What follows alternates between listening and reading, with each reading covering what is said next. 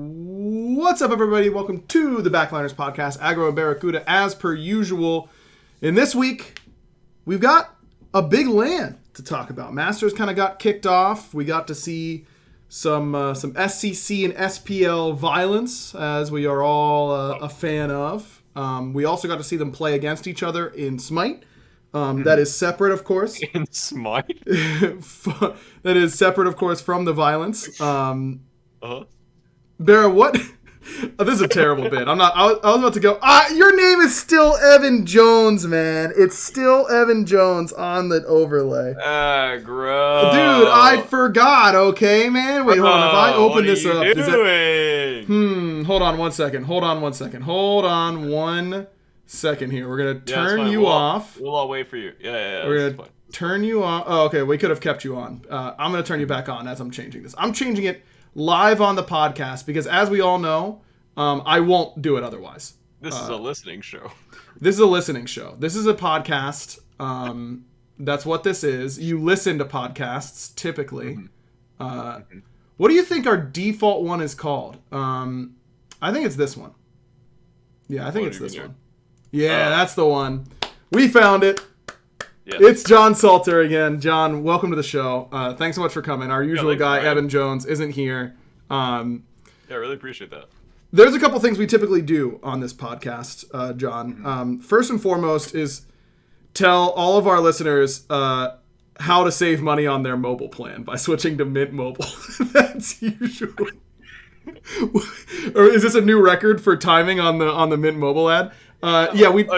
We normally tell everybody. Go ahead. This doesn't count as catching me off guard because it's never been this early, so that doesn't count. Well, that's part of catching you off guard, isn't it? Yeah, but now I'll be expecting it.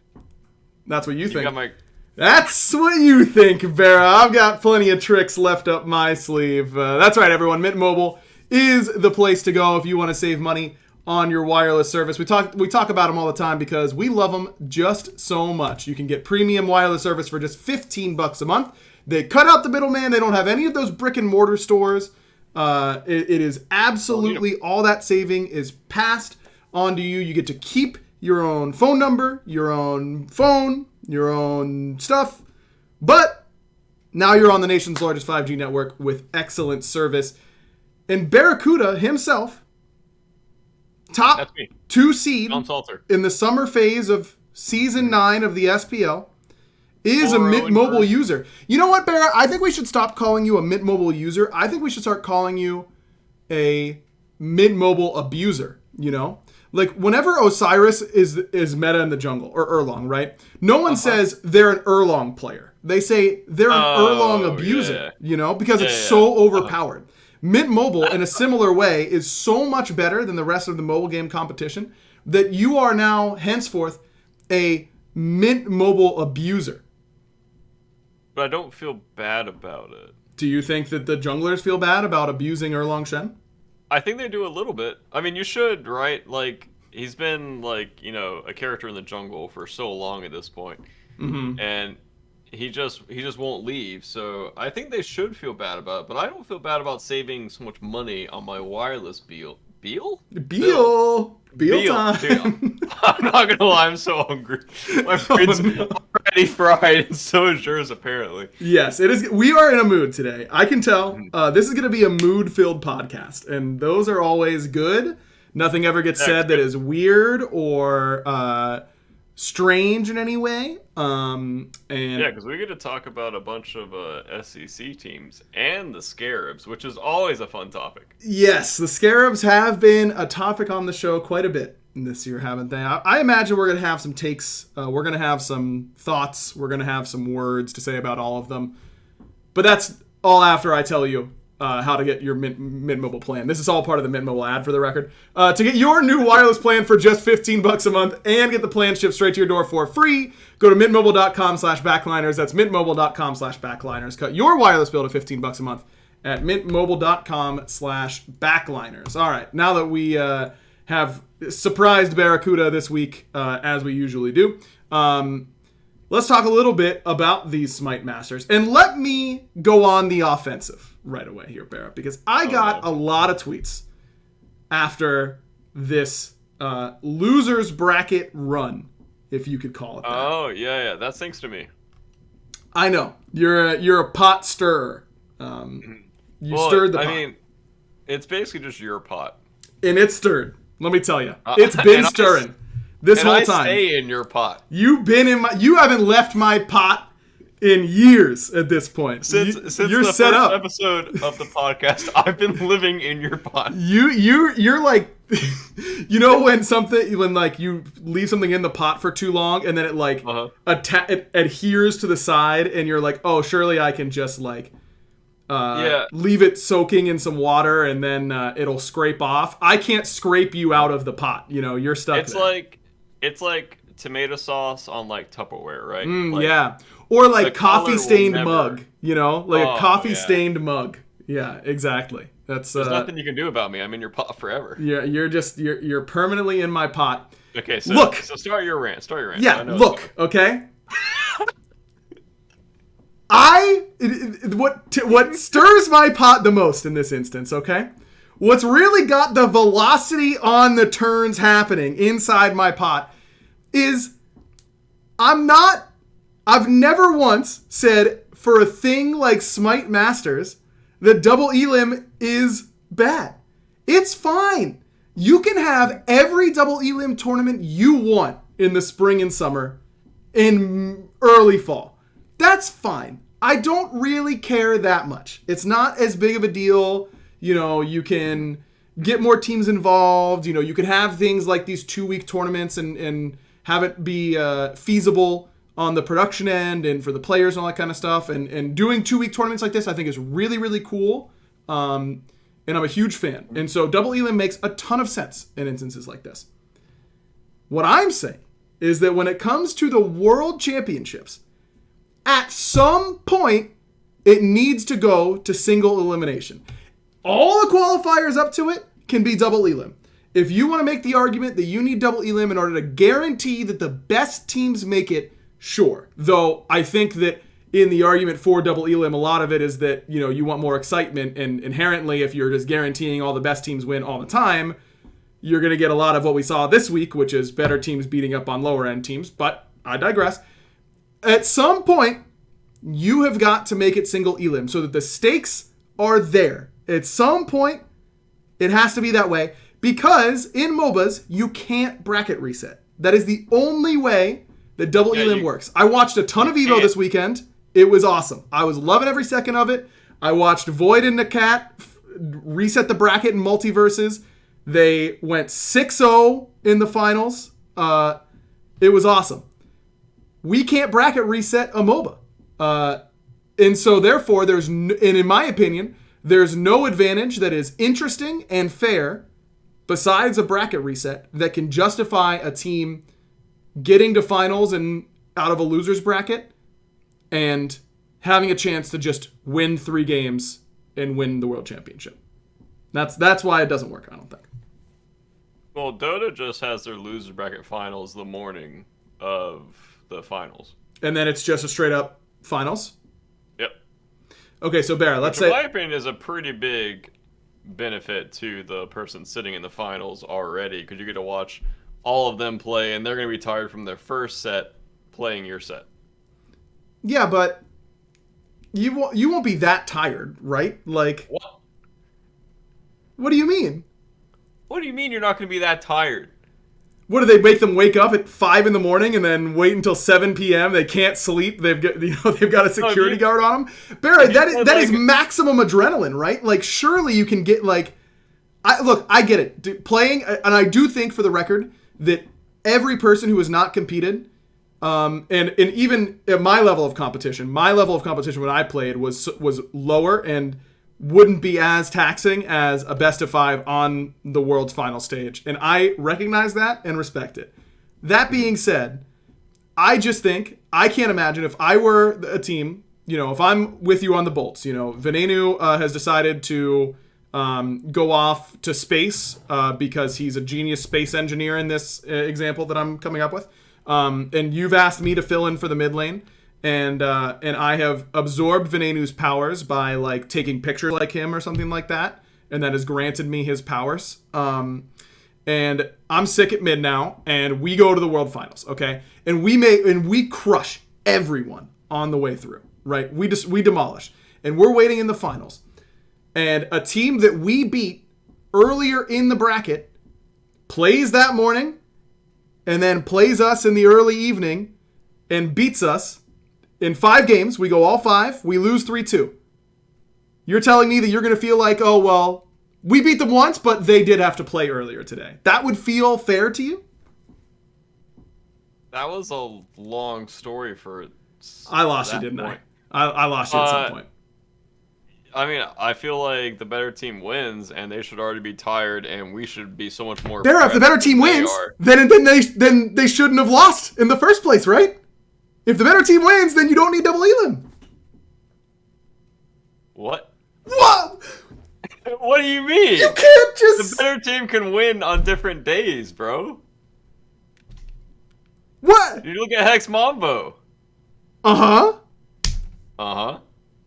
Okay, go on. I'm waiting for you. I'm allowing you to. I'm seeding the zone for you here. Yeah. Uh-huh. Look at Hex Mambo. I'm looking.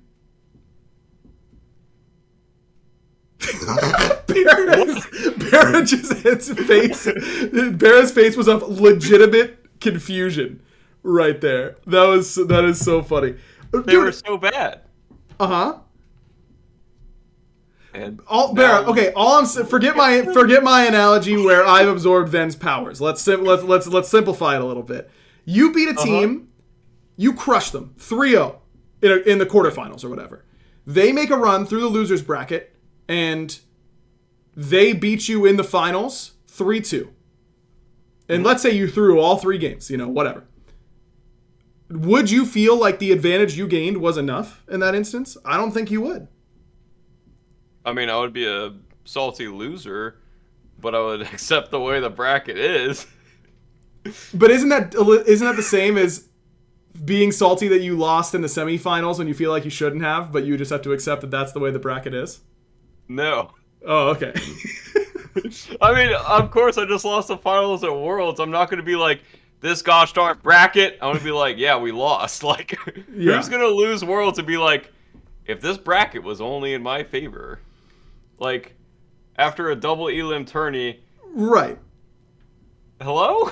Are you trolling? No, but what I'm saying is... I would be so mad that I lost World's Finals. I wouldn't be mad about the bracket, bro. Are you trolling? But then why do we need to change the World's bracket? Because double elim is so much better in every way. It builds so much more hype through loser bracket tourneys. You get to watch your favorite players play so much more. And I think everyone in Smite can agree this past Worlds was the worst Worlds we've ever had. Mm-hmm. Do you think that double elim would have... If you got to watch Dragons play or any other team that Leviathans 3-0'd that whole LAN, if you got to watch your favorite team play more, fans would have been more invested than Leviathan stomping every single team. I don't know how true that is. I think that they would have thought it was even more boring. Let's say the Leviathans do exactly like continue to stomp. They drop the one game all tournament or whatever. That's it. You don't think that it would have like everyone would have been like, oh my god, it's so one-sided, like it's so boring. I think that's what people would have said. Look at this last week, Barra, of Masters. I've seen a lot of complaints that it was just SPL teams beating up on SEC teams and that it was, they felt like they were wasting their time. Of course, I don't agree with that thought, but I did see a lot of that online. Isn't that exactly what we're talking about?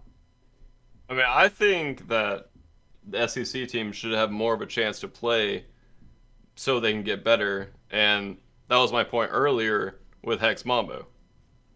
Mm-hmm. Yeah, I mean, they clearly looked better. Literally grow from set to set and end up beating the Scarabs. Yes, but we also saw how many just that was how many 2-1s did we even see on the whole week? We saw 2 3-game sets the whole week. I mean, yeah, but your argument is like SPL to SEC.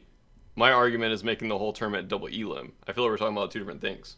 In a way, yes, but I just think that at the end of the day, when you get down, like qualifying to Worlds, I agree, should be double elim. We should be sure We should give the best teams every opportunity to compete for the World Championship because theoretically we want the best team to win Worlds every year. But at some point, I think it just has to be single elim because there can't be a big enough advantage in the finals. That feels fair and interesting. I think watching the team play a full set before you play is such an enormous advantage. You think one extra set is that much of an advantage? On the same day you're playing, it is a huge advantage. That is so much mental fatigue. Like, if their set goes all 5 games, and they have to play another set, like, an hour or 2 later, I don't know how Dota does it exactly, but if they have to play another set an hour or 2 later, they will be tired. And you will be so much more prepared for them. Like, I would honestly, back to your point, I would feel embarrassed if we lost.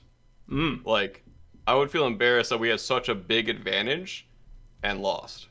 Interesting. You think that, like, if you had to compare it to a bracket reset, where you basically have 2 chances to win 3 games you can never first. do a bracket reset in MOBAs. I would never argue for a bracket reset. Or, I don't even think you can do, like, a 1-game advantage. But honestly, like, maybe you can do a 1-game advantage or something, because if Dota makes them play 2 sets in 1 day, 2 large sets in 1 day, I don't know. Like, a 1-game advantage, like, you have to win 3 games, they have to win 4 games. I feel like that's also a way to do it. Yeah, but even from the other perspective, like, if you're saying it's such an advantage that you would feel like you'd be embarrassed to lose, doesn't that mean that it's a higher chance that the big game, the grand finals, is more of a blowout, more stompy than and it loses some hype because the other team is going to be? If the advantage, it really is that big, wouldn't it potentially lead to a lot more uninteresting grand finals games? I think like 4 out of 10 of the teams that have won have been from the loser bracket in Dota. 4 of 10. That's interesting. I mean, I don't know the exact numbers, but I feel like as a competitor and as a fan, I think it's so much better to do double elim. Yeah, look, like, I mean, I think we're just gonna have to agree to disagree here because I want to be clear. I'm not saying double elim is bad and that single elim is always better. And I understand that, especially as a player, it's better to always have as many chances as possible. But I just feel very strongly that once you get to a certain point in the tournament, it's do or die time. And I think that as it just means that, like, a significant portion of your games, the winner side games, just hold less weight. They still hold weight. I'm not, obviously they do, but the winner semis versus semifinal, win to go to the finals, lose to go home, like, that is so intense and so fun. And you get 2 of those, whereas in winner side, loser side, like, advance but have an uphill climb, like, all that kind of stuff. I just think it's so much cleaner. It's more like traditional sports, which is usually good for non-endemic viewers, and there's a lot of non-endemic viewers during World Championship time. You want to cater to those players or to those viewers who haven't seen your esport before or anything like that. So it just makes it a little bit easier to understand. I don't know. I'm just big on double elim to qualify, single elim once you get to quarterfinals on. See, for me, the double elim to qualify, like, from being, like, one of the top teams right now, the double elim to qualify doesn't do anything. But I think for the bottom teams, having another opportunity does a lot. And being able to play more does a lot. And I think, I don't know, like you said, agree, disagree. I think it's just the better tournament style for fans and players. Sure, fair enough. Well, let's talk about the specific team that kind of got this whole thing started, which is Hex Mambo and their result up against the Solar Scarabs. This one was a bit crazy. I mean, obviously everyone has seen the clips on Twitter of Deathwalker, who, by my I really think, I tweeted about it right afterwards, that has got to be the single greatest play in Smite competitive history, if you don't include stakes. Like, obviously anything in a world championship final or semifinal is going to outdo it, but when it comes to like how much impact one person had in one short burst, and also like how apparent it was to the average viewer, which is like a really big part of making a top play happen, I think. Like, I don't think I can't fathom something that's as good as Deathwalker's 5-man tier alt into 3-man fearless. Like, that was absolutely nuts. Yeah, I think there might have been plays on that caliber throughout the years, but with my memory being as bad as it currently is, yeah, I won't be able to think of any. Okay, that'll do. Unfortunately, but I do agree. I mean, that's definitely like S tier play for sure. 100% S tier play. I remember Adapting had a 5-man Thor dunk in an SCC game, I think. And I don't think I'd ever seen that before. It was literally in mid lane, too. They were like walking up after like Adapting's team was trying to siege, and then they got like pushed back. And he hit literally a 5-man Thor dunk, which was like absolutely insane. Was that an SPL game? All right, fair enough. Thanks, Rue.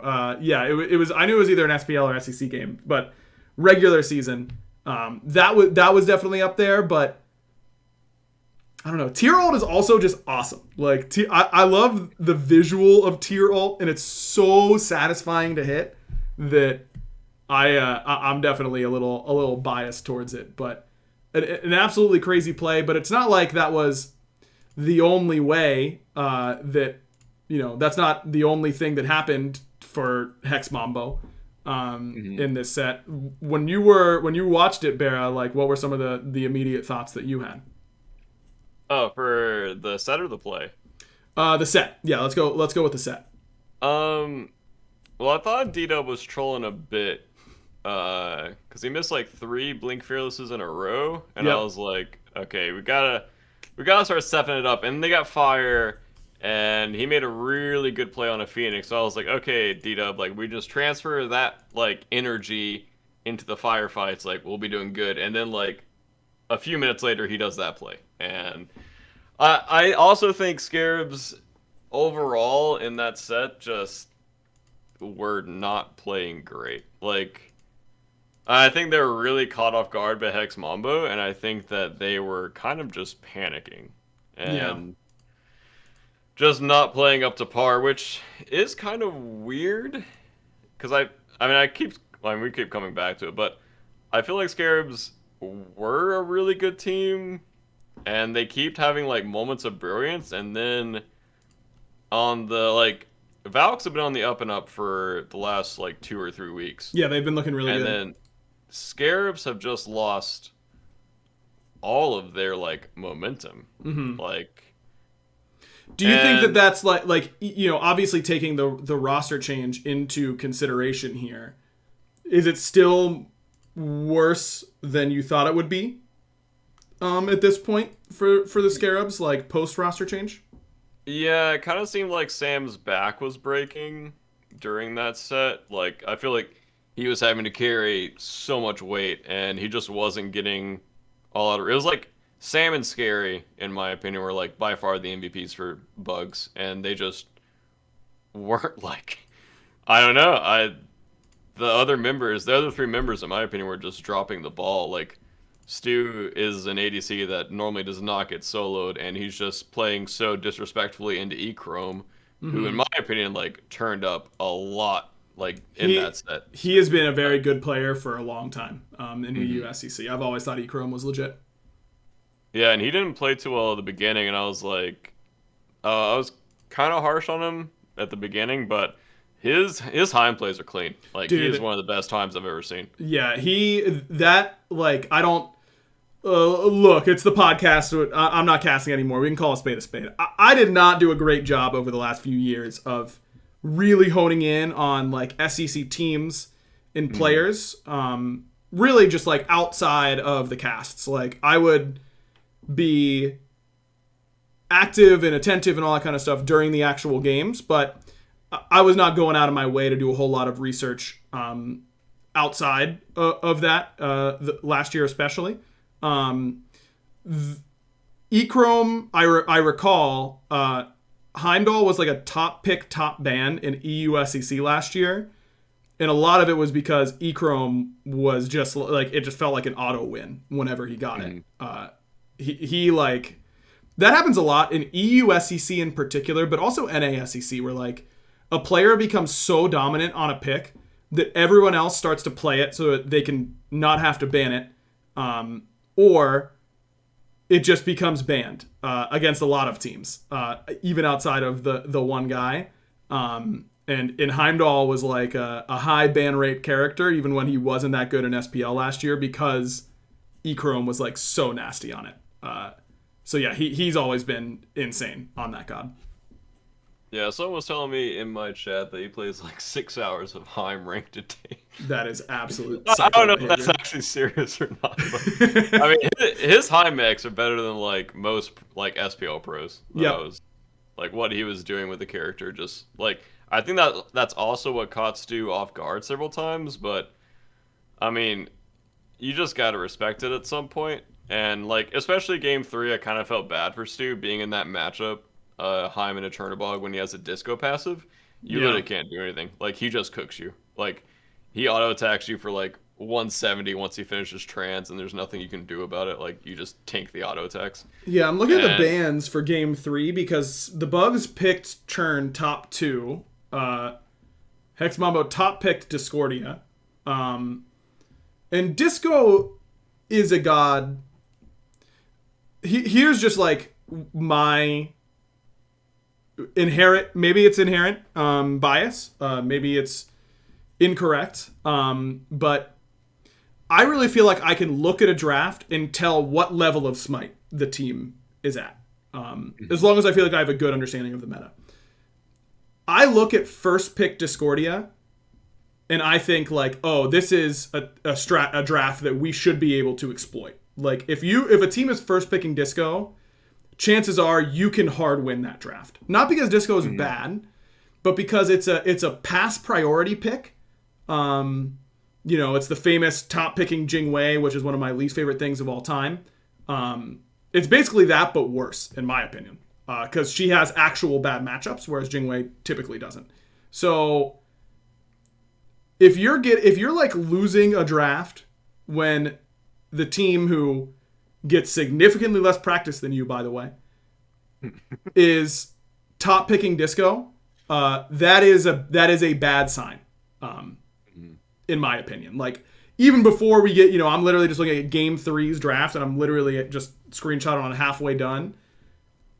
Going, they top pick Disco, Scarabs go Arthur Chernobog, and then Hex Mambo go Tyr Heimdall.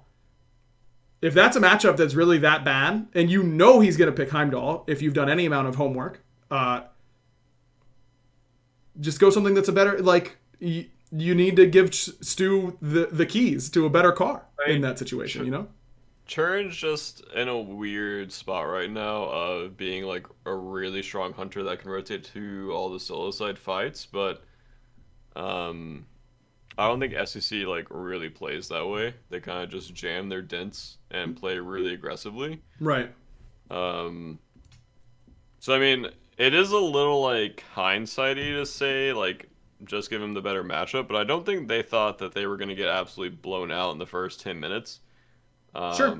And that he was going to be able to do 10K in 10 minutes. Like it's so hard to call that beforehand when Stu's probably like, I can just pick Churn here, I'll just AFK for a bit, I'll come online, and then, like, 10 minutes into the game, he's like, oh, this is the game state I'm in given right now, like, this is the cards that I've been dealt, like, you can't really do anything as ADC in that spot, where, I mean, the argument for me would have been just, like, ban the Heim. Right. I don't know what else they banned, but I was just about to take a look at that. They banned. I'm scrolling. All right, they banned Hunbats, Baba Yaga, Kepri, top 3.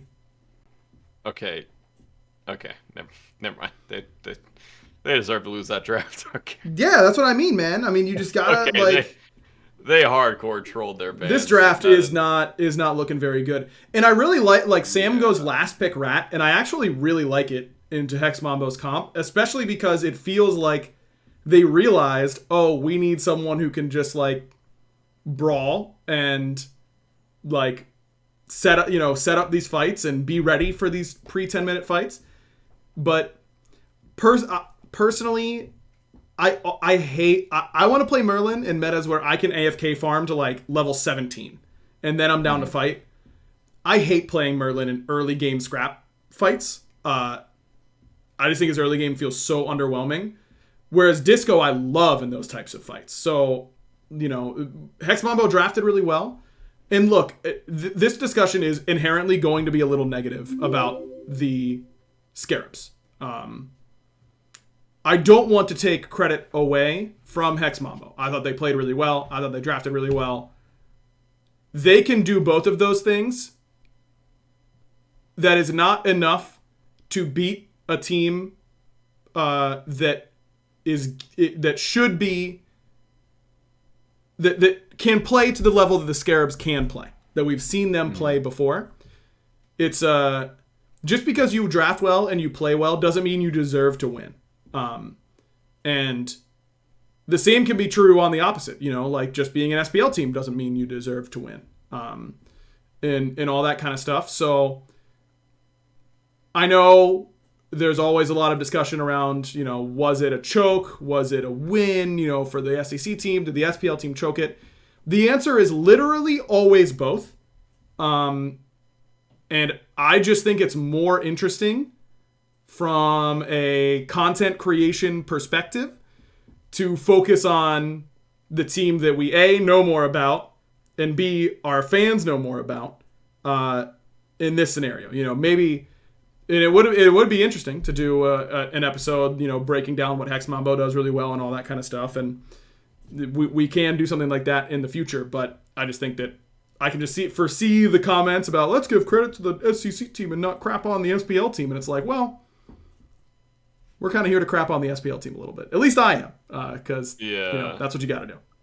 It's definitely like a mix of both. I mean, I want to say real quick, Benny Q's right in chat. He said, surely it's someone playing bad / poor trading if he's done 10k damage in 10 minutes as well.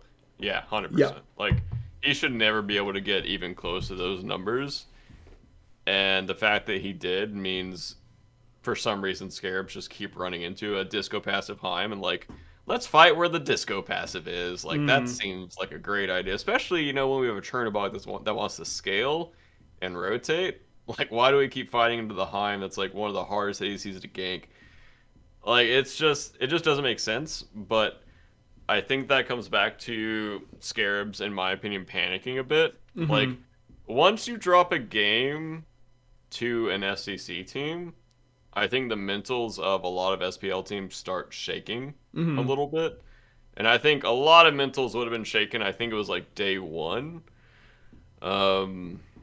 Where like every set except for ours was like a blowout. Well, I think I said that backwards. Our set was a blowout, and every other set was like kind of close. Sure. And I think that day, if those SPL teams started dropping games, I think Kings even looked close to dropping a game. They did. Game one. Dude. Oh, can you imagine if they would have lost like number one seed, come in to a tournament again and have a poor performance again, and maybe they'll come out and kill it next week or this week coming up. Maybe they'll come out and stink. But either way, I'm very interested in what the Kings are going to look like. But sorry, I didn't mean to cut you off. Oh, you're good. Yeah, I just think that a lot of SPL teams' mental would have been really weak if they had started dropping a few of those games, which in my opinion easily could have been dropped. And Scarabs being the first team to drop a game, as well as being one of the only team in spring to lose to another SEC team, and then in summer you're losing to another SEC team. Yeah. Like, at some point, like, I don't know if it's like you gotta have that one team talk, or you need to just figure out, okay, we gotta reset from like ground zero, but something's got to change, Barry. Let's just say it, right? I mean, look, a change just happened to them, right? And that is a big deal. It's a big deal. And look, maybe in the history of recent SPL, maybe back in the day there were teams that were in positions like this a little bit more. But in modern day SPL, no team has relied on a player like the Scarabs or relied on Scream. I do not think that that is a secret or anything like that. You know, Scream did everything. And that isn't to take credit away from the Scarabs. I think it's to highlight that this team was not prepared to lose Scream. Oh yeah, 100%. And there, you know, I think Sam has played really well given the circumstances. They have actually looked better than I thought, and that includes, you know, maybe not includes this loss, but like I thought they looked better than I thought they would during the end of the phase. I expected this team to look completely different from how they did before. And I thought that they did a pretty good job of like looking close to it, but not quite there. I don't think you can blame this loss on this roster change because it happened in spring. True. Yeah. You know, if they had won in spring, even if it was close in spring, and then they come here and they have this loss, I think we can write it off to losing Scream, new jungler, new dynamic on the team, all that kind of stuff. I just can't buy that when this happened to them in spring in basically the exact same way.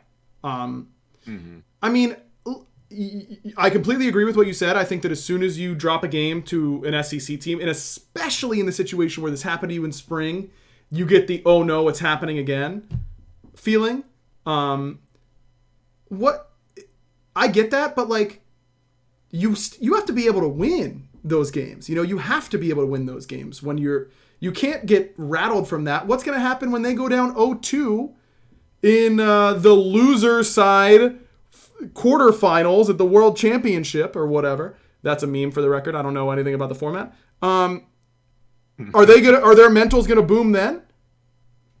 I will say losing to an SEC team feels way worse than losing to an SPL team. Does it feel way worse than like getting up for Worlds and feeling really good about your chances and then getting absolutely slammed in 21 minutes back-to-back games?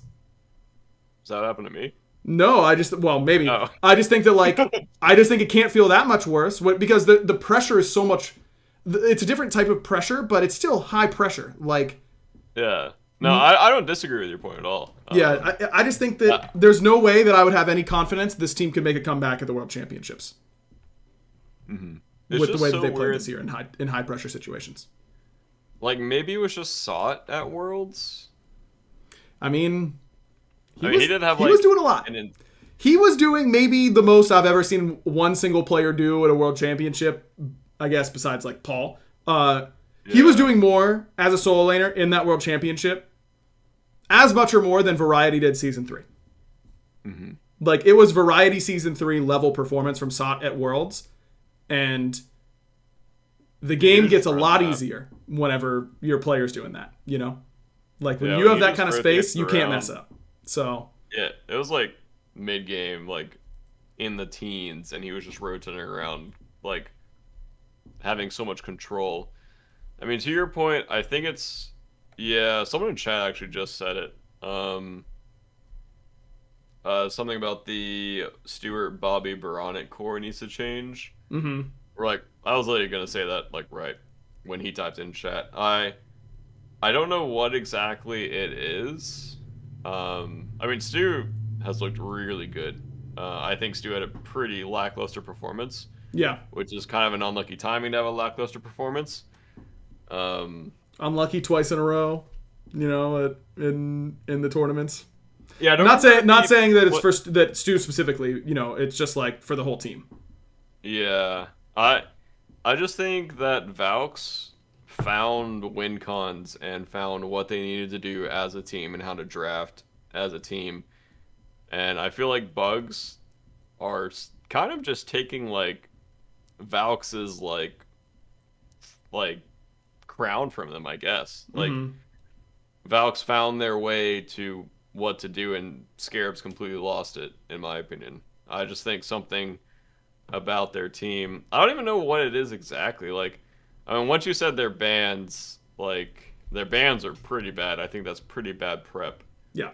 and their top 2 for how SEC teams play, in my opinion, is also bad prep. Like, I don't think you should be valuing, like, late game carries against SEC teams. You just need to, like, you just get muddy with them. Like, that's just how the games are. Yep. And, like, trying to play SPL style into SEC does not work, because SEC, like, even in EU, like, their laners are just aggressive. Like, Kos is aggressive, like, Echrom's aggressive. Like, they might be playing, like, semi-scaling picks. Like, Heim, in my opinion, is kind of a scaling pick, but also has, like, an insane early game as well. Mm. And you just, I don't know. Like, I just feel like Stu is so much better than putting him... I mean, I do agree with your point, like, putting him on Chernobog, but putting him on Chernobog, knowing that there's a Discordia first pick, it just seems like, okay, we're probably forfeiting one of our side lanes here, and... If it's the Chernobog lane, good luck over there. But, I mean, a lot of this is hindsight. Like, oh yeah, you guys should have known that Echrom's going to take over the game with Disco Passive. Because normally Soul Laners have Disco Passive a fair bit in the early mid-game. Yeah, but... And for a Heim to get it... I don't know. It is hindsight. But it also, like, isn't that hard to... I have not watched a single Hex Mambo, and this includes earlier in the week. I did not watch Hex Mambo's earlier match. The disco surprises me a tiny bit. Every single one of these other picks is a constant pick of their players. Constant. Like, Deathwalker plays tier all the time. Ikron, we've already talked about his Heimdall.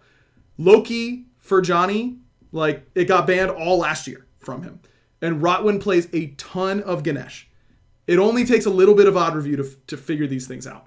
And it's also, like, even if you... like, even playstyle, you don't have to know that Deathwalker is going to pick tier, but you have to know that he's not going to pick something to fight you in lane. He's going to try and hard shove and rotate to fights. That's what every single one of his gods does. It's like Amaterasu, tier. These gods that are going to shove you out of lane and roam. Like, we can think about that ahead of time and plan accordingly. And then, of course, you have to be able to adjust mid-draft, but, like, This is like exactly what I would expect Hex Mambo to pick. And again, I understand it's hindsight. I get all that. But a good team is going to be able to predict a draft like 9 out of 10 picks. They're gonna be able to guess every ban, every pick.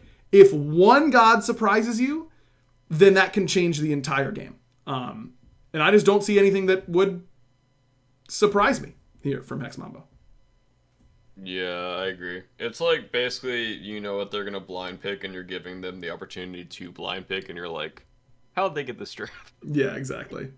Yeah. What happened here? And I just think, I don't know, actually.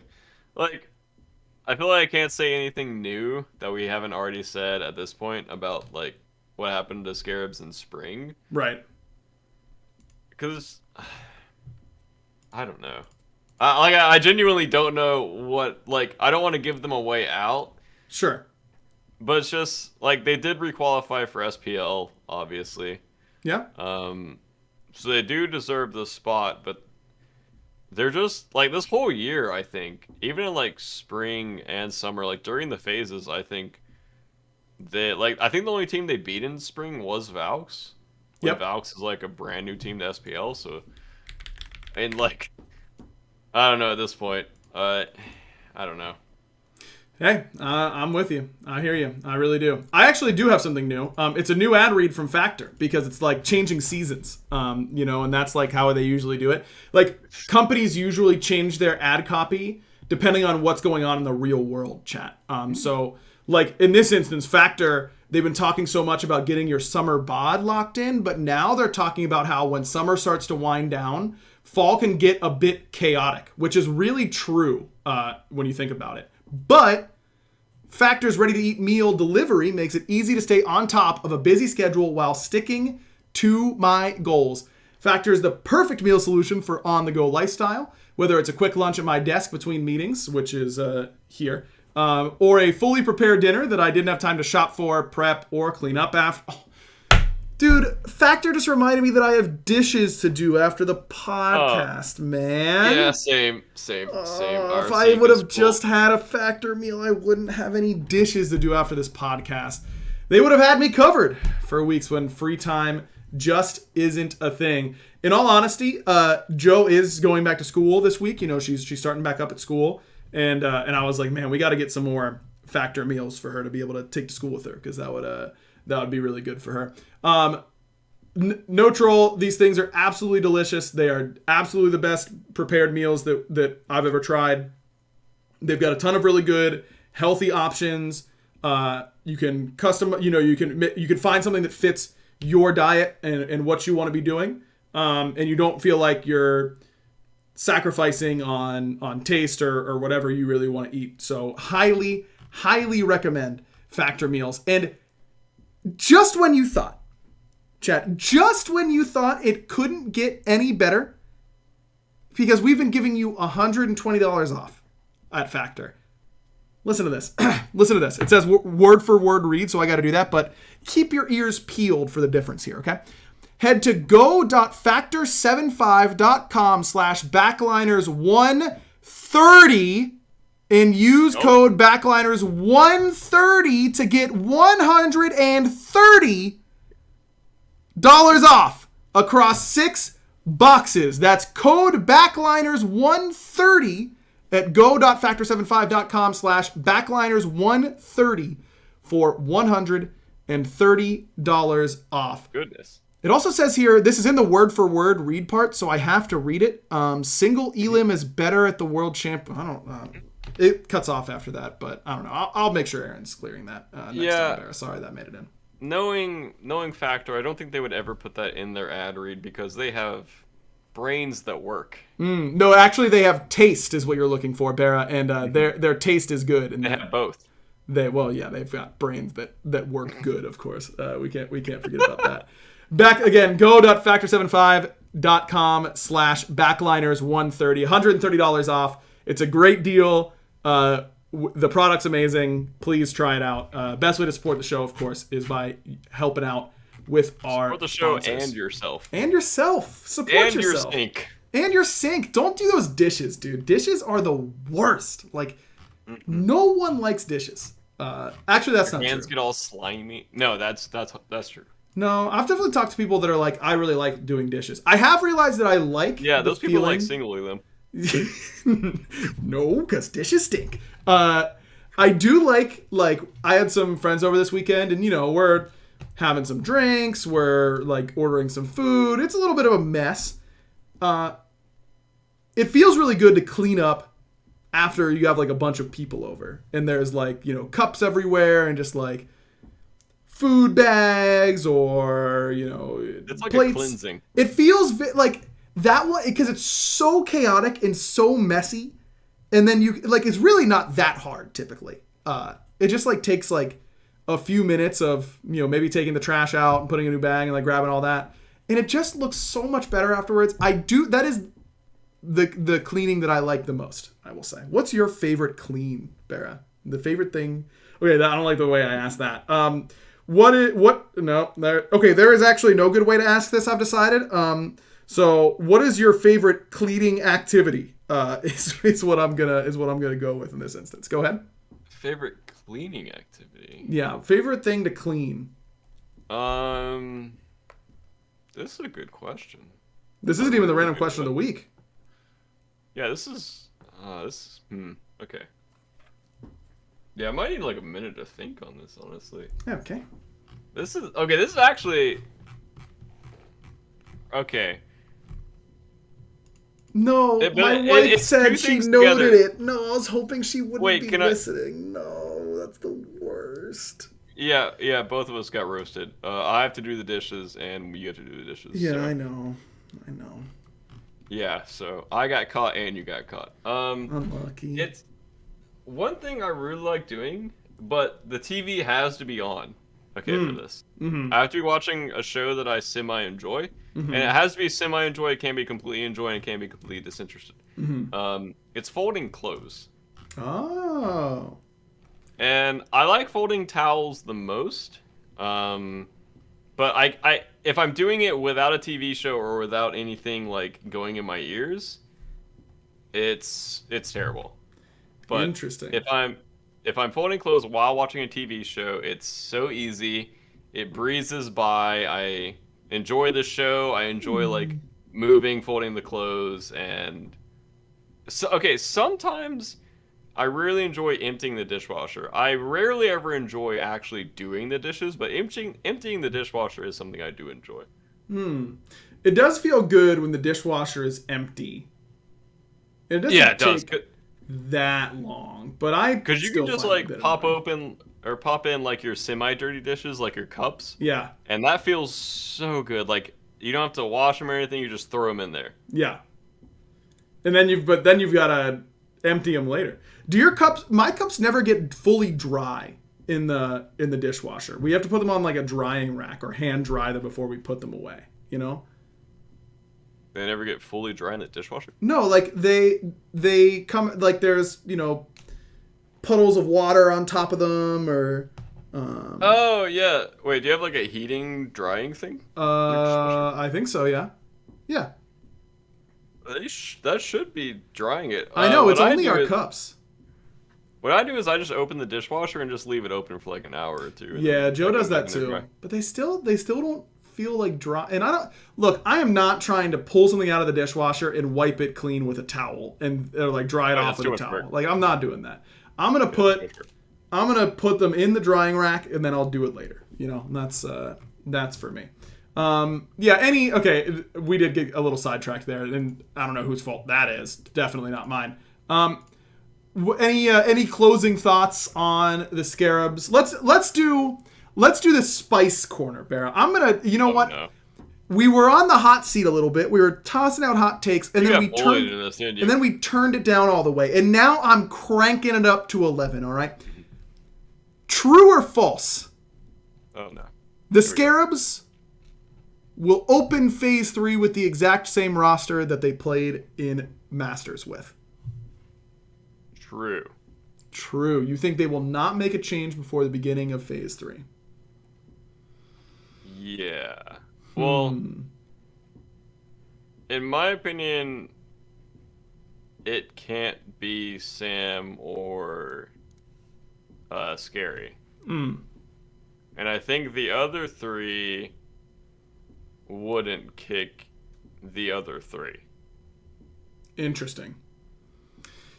Yeah. I mean, isn't this a good opportunity then for like Scary joined at the beginning of this year. Sam joined very recently. Like, shouldn't that perspective be able to be valuable here and be like, hey guys, we something needs to happen here, and I know you don't want to, but this is like if we want to win, this is what has to happen. I mean, that's how all roster changes happen, right? As that no one is like, nice, I get to make my friend sad. Like no one's about that. But at the end of the day, it's you want to win, and it feels like it's pretty clearly time to make a change.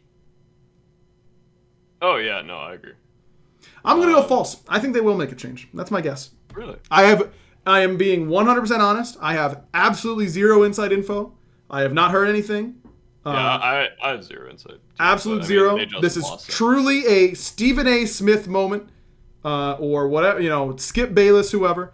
Sports talk, hot take zone. That's my guess. I think they make a change. That's my guess. But who knows? We shall see.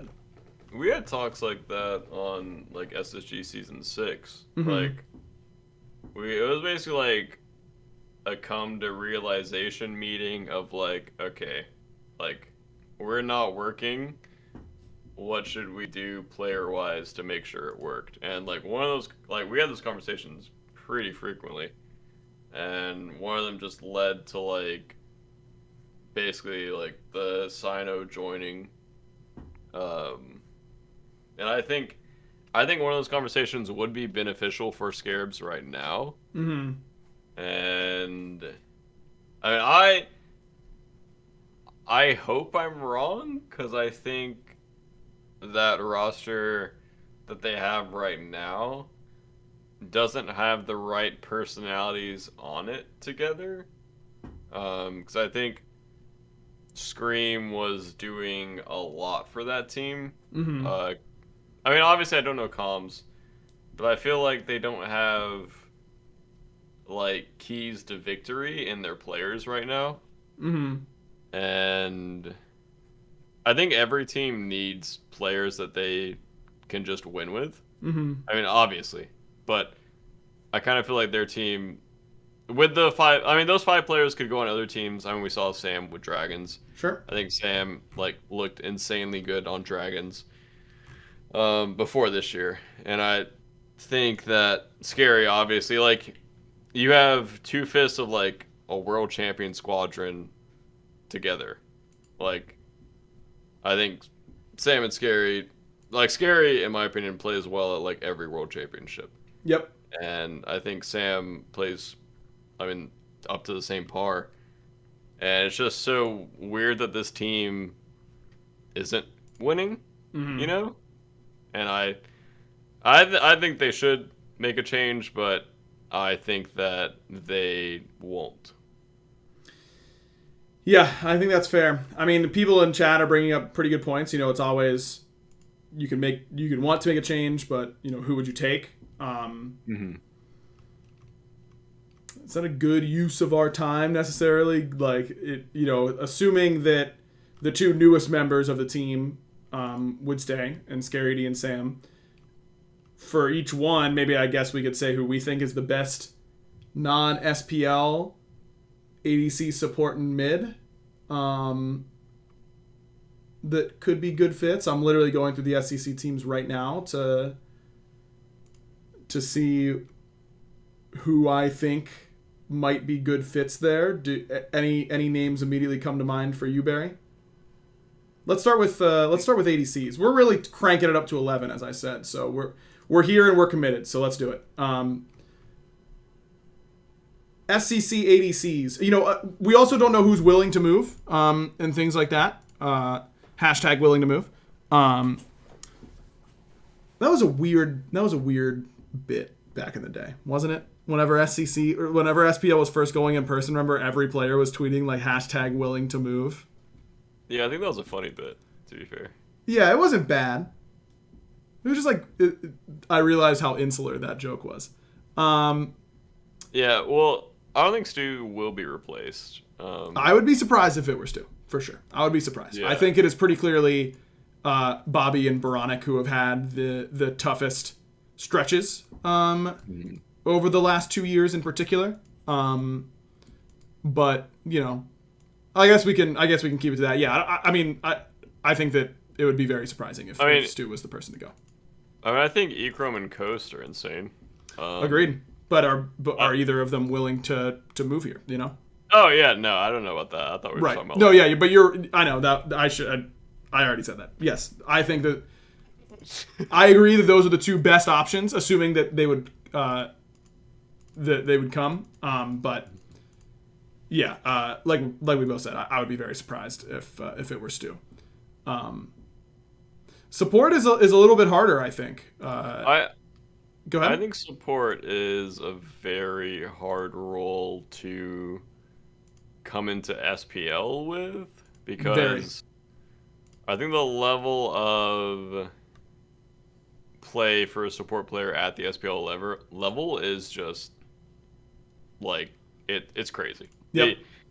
How much better the top tier SPL supports are from like the mid tier SPL supports, like the low tier SPL supports to like SEC supports, onwards and onwards. Like, I think there's such a big difference in all of that, and I honestly don't know the SEC supports that well to say who would come in. Yeah, I don't know very well this year. I've seen almost all these guys play, you know, historically, but maybe someone has made a big jump this year that I have not seen. But I do agree. Let me put it this way. I thought Gamma was the best non-SPL support by a country mile last year, and he still struggled when the year began. He's obviously looking a lot better and all that kind of stuff, but I don't think anyone is as good right now as Gamma was then. And he still struggled. So that's why that swap in particular is particularly difficult. Hurry's playing support for the Yomi Tanuki, veteran, but, role swap fairly recently, a team that didn't make it to LAN, so that's obviously a pretty big deal. I think the name that it stands out to me the most is probably Calvin from EU. Yeah, he's really good. He's on Adapting's team. That guy is really good. He really impressed me last year, and if he continued to improve this year, I would be very interested in Calvin. I thought that he did a lot of things very, very well for that team. Quig is the number one NA support.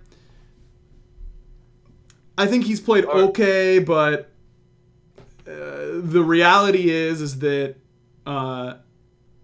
he hasn't been very consistent, I don't think. I think that he has had some really, really rough games and some really, really hard carry games. And also, that's a name that has been around the scene for a long time and has not always represented himself in the best way. And I think that does matter. So I would be surprised if they went with someone like Quick. Yeah, I don't know if Eldritch Hounds are the kind of team that are just like sticking together. And because I know, I thought Oath was like talking about jungling for SPL, but he wanted to like stay in SEC for another year or something, or that was the talk at the beginning of the year, I believe. Okay. I mean, Hounds have looked like pretty good. I think that they're probably obviously pretty disappointed with how they played in summer. Yeah, I'm not sure.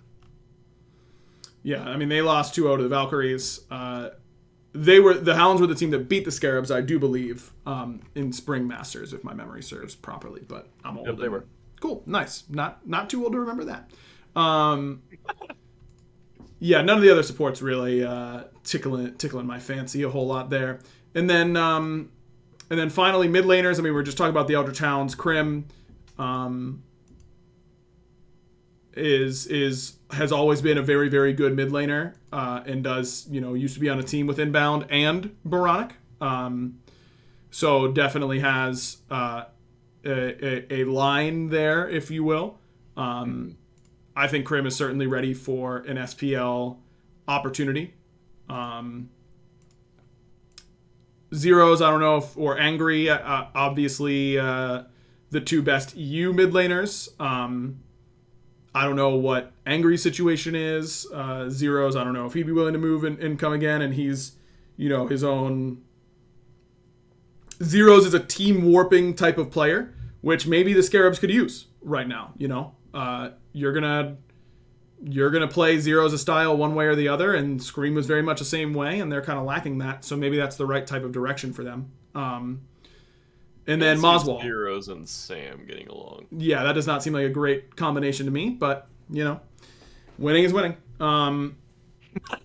That's usually the way it goes. And then Moswall for the Wardens, SPL, champion, absolute beast, pretty unique god pool, which isn't always a strength, but certainly has proven he can do it at that level. And then Joshi as well. I think Joshi is really... I've always been pretty high on Joshi. I think he's a really good player. He would be the most surprising, I think, of any of those, but I don't think it would be a total psycho move to try Joshi, would be my thought. Yeah, I think I'd be happiest with Moswall and Angry. I mean, unfortunately, Angry, someone in chat said he can't move, unfortunately, but... I mean, every time I've seen Angry, I think he has impressed me literally every single time. That guy is really good, for sure. And obviously Moswell and Crim as well.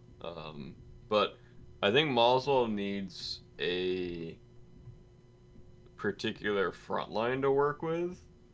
And I don't know if he would be given the adequate resources to play his gods on Scarabs. Because I kind of feel like they might just get run over in mid.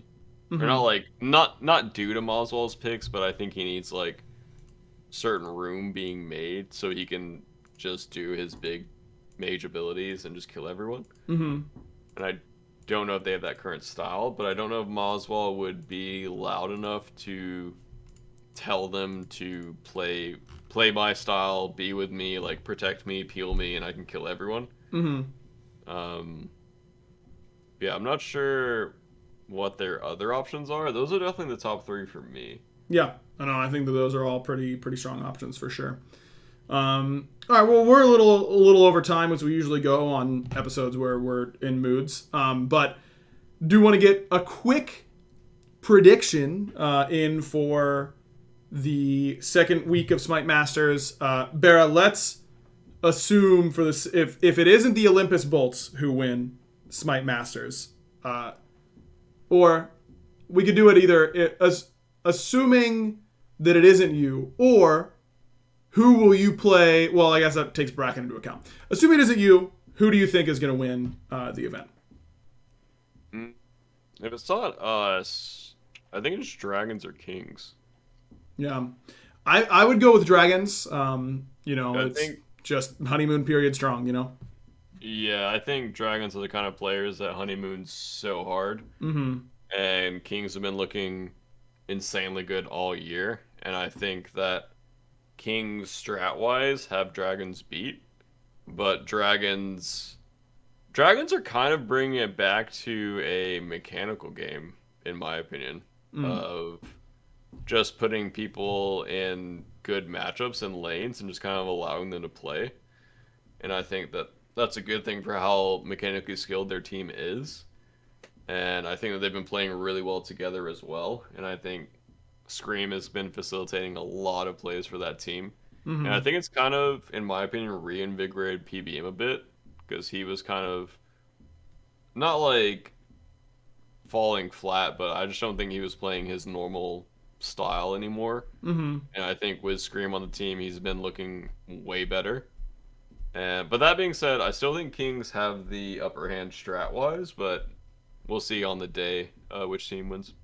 Man, I'm really excited to watch this weekend. I think there are a ton of storylines that I'm interested in following. The Oni Warriors have really, at the end of the phase, they kind of went into like a free fall from how good they looked that we didn't get a chance to talk about. The Leviathans have continued to look very unimpressive in my estimation. Yeah, I think Ronnie had a pretty bad performance this past week, which Ronnie I don't think ever has bad performances, which was kind of weird to see. Mm-hmm. I just think that team, like, as a whole, were kind of playing wonky and a bit, I don't know, they were just playing a bit off, which, like I said, I don't think Ronnie has ever had, like, a bad performance. Yeah, I thought that he was the best support in the SPL by a good amount last year. I think that he has been not even in the top half this season so far, which is really surprising. Yeah, I mean, we do have to wrap, but like in general, the Leviathans, I said coming in, were the team most likely to repeat of any world champion ever, based on their dominance at the World Championships and then how few roster changes were made coming into this year. And they have just not looked it at all. Which is kind of funny because they've had our number in the summer split more than like any other team has. Yeah. I think they 4-0'd us in summer split, and then like against other teams they would just fall flat, and then against us they would have like these like crazy strats that would just farm us. Yep. Yeah, I don't know. It's going to be fun, man. I'm really excited to watch this weekend. Make sure you guys are tuning in. And, of course, we do have our random question of the week. Last week, I did get a message from our friend Neon Kerm on Twitter. But we didn't have a show last week, so I'm doing it this week. Neon Kerm just turned 21. This is now 2 weeks ago. So for a random question of the week, they were wondering what our go-to alcoholic drink is.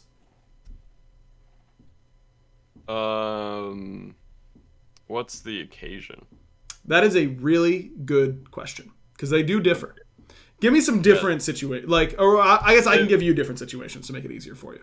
You are at home and you just feel like it would be nice to have a drink, a casual drink with after dinner or something like that. What are you going for? It would probably just be like a light, again, not a drinker at all. Yeah. Nor am I. But it'd probably be like a flavored like vodka with like a soda or something. Okay. Not something to like get me drunk at all, but just something that tastes good and feels good. Mm-hmm. And I'm not like a fancy like whiskey drinker or anything like that. Do you want to start? I kind of want to start trying to be like a Scotch guy or something like that. Like, doesn't that make you feel classy? I mean, it does, but I'm just not that guy. And you aren't that guy yet. No, I don't think I could ever be that guy. Like, I just don't Surely like alcohol at all. We could become that guy, if we wanted to be. No. I think I genuinely could not be that guy. I believe in you, Barry, more than you believe in yourself. Okay, let's say you're at a party, not at someone's house, but at like a bar. What are you going to there? Yeah, it's like a whiskey shot. A whiskey shot. Well, you need something. You need something to like sip on, right? No, I just need shots. What? Yep. If it's what do you do with your hands? That's the whole point of a drink at a party, Barry, is to have something to hold so you can like drink. You don't have to, if you don't have anything to say in a conversation, you can just take a little sip and it's like good, That's like the whole point. Yeah, I think I skip all of that and just get drunk. Yeah, I don't want to blow you up here. Barry is normally pretty efficient at the after parties in my recollection. Fair enough. Okay, my at-home relaxation drink is definitely wine. I love wine. Not a big fan of white wines. Most red wines. Not super sweet, though. My uncle makes like award-winning fruit wine, and it's absolutely awesome. Sounds delicious. Yeah, highly recommend. And yeah, we'll just send it. Whatever. You can get it online, and he does ship. Of course, you do have to be over 21. But it is. Yeah, I'll just toss it out there. Wait, real quick before you do that, yeah. Chat. What are whiskey? Can you type whiskey drinks in chat? Okay, you can continue. Whiskey drinks? Yeah, like a mixer with whiskey. Like is it Coke? That's the big one. Like you're putting it's got whiskey like and soda. Name, I think. And I'm too hungry to think of it. I'm scrolling through whiskey drinks right now, and I don't see it. So you can continue. Okay, yeah, no, I was lost thinking of it. I don't really know. It's mazzottawinery.com. MAZZOTTA winery.com. His wine's fantastic, and you can order it for delivery in the United States, continental. Actually, maybe not every state, but who knows? You can find out if you're interested. So I drink a lot of, not a lot, but I'll have wine. And occasionally you just feel like a beer. But I will say that I never want to drink beer with food. I don't understand people who are like, I need wings and a beer, or like pizza and beer. Like, I want to drink beer, stop drinking the beer. Eat pizza, stop eating the pizza, begin to drink beer again. That's just like, I love having like a Dr. Pepper with pizza or something like that. But not about it. Otherwise, not with food, not for me. Yeah, beer's terrible. I'm sorry. I don't like IPAs. I like very simple. I'm not saying like Coors Light and that kind of stuff, but give me a Blue Moon, a Yingling for other Northeasterners, and I'm happy. I really don't need anything else. Though I will say the best summer beer by far, Leinenkugel Summer Shandy. It's like beer and lemonade. It is the most refreshing thing in the world. When you want to drink. It's actually not that refreshing, but for beer, it is the most refreshing.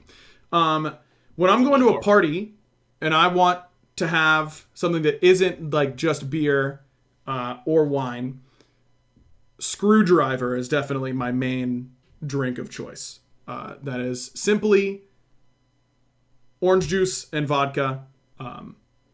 It's just clean and simple. It's not a drinker's drink, but it is. Orange juice is delicious, and it makes it all go down easier. And I don't feel like I'm just getting absolutely turbo annihilated, which is something I try to avoid. But it's just a good drink. Screwdriver is my answer. I kind of want a screwdriver now. I have orange juice. I'm going to make myself a screwdriver after this because I haven't had one in a while, you know? That sounds good. Thanks, Neon Kerm, for the question. Again, you guys can message me on Twitter at aggro. I will not necessarily respond right away or maybe even ever, but I do read them and I will ask the ones that I find interesting. So that does it for this week's episode. Again, thanks to Mint Mobile. Mintmobile.com/backliners to get premium wireless service for just $15 a month. And Factor, and you can go to go.factor75.com/backliners130 to get $130 off your order from Factor. Big thanks to both of our sponsors. And again, best way to support the podcast and, of course, support yourself is to hook us up there. So, Barry, good luck this weekend at Smite Masters. I'm going to be watching with bated breath. My breath is going to be baited by how intensely I'm watching. Is Friday 4 sets? Is it just all best of threes? Yeah, probably. I ask you this like you're a caster still. I don't know why. Yeah, I would know if I were a caster. I'm not. And I don't. I think it was a Long Island iced tea, but the way. Long Island, I'm not a fan of Long Islands. It's too. I don't like mixed drinks. Like I don't like Jack and Coke or anything like that. I'd much rather have the Jack as a shot and then chase it with a little bit of Coke and be done with it. I don't like sipping on that. That's why Screwdriver works well because the orange juice like masks all the flavor. Yeah, I just chug it. As long as you're being responsible and knowing your limits, then that is, you know, we gotta present in a certain way for the listeners, you know, Baron. Yeah, when I drink, it's trying to get from point A to point B as quickly as possible, and not going any further than point and pressing the brakes at point B. Yeah. Well, if I can find the brakes once I get to point B, I'll press them. I feel that. All right. Good luck this weekend. Thanks everyone for listening and watching, all that kind of stuff. We'll see you next week. Barra, you know what to do. Bye. Oh, that is good. That was your best in weeks, I think, Barra. Really? Yeah, that was really good. I've got a good feeling about this weekend for you now. I was rubbing Luna's butt while saying that. So okay. Well, now you know what to do right before you go into the studio this weekend. Oh, you're so cute, Looney.